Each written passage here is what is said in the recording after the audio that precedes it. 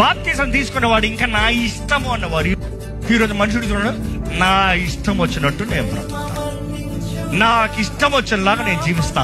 ఈరోజు దేవుడు నిన్ను అడుగుతున్నాడు, నాతో బ్రతుకుతానికి ఆశపడుతున్నావా? ఏంటి నీ జవాబు ఏంటి? యేసు ప్రభు చెప్తున్నాడండి, దినమెల్లా మీ వైపు నా చేతులు చాచుంచాను, రా వస్తాను. సిద్ధమా?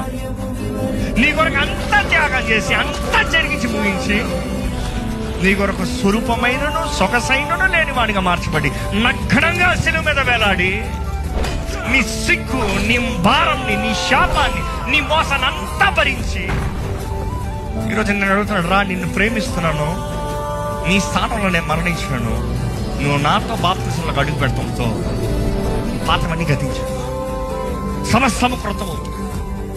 జ్ఞాపకం చేసుకోండి, ఒక మనిషి అప్పు ఎప్పుడు కొట్టివేయబడుతుంది? మరణంతో. చచ్చిపోయినోడి తర్వాత చచ్చిపోయినోడి దగ్గరికి వెళ్ళి ఎవడరా రే నా అప్పు కట్టరా అని ఎవడన్నా అడగలరా? దేవుడు వాక్యం స్పష్టంగా తెలియజేస్తుంది. అదే రీతిగా మనం బాప్తిసంతో మన గతం చచ్చిపోతుందంట.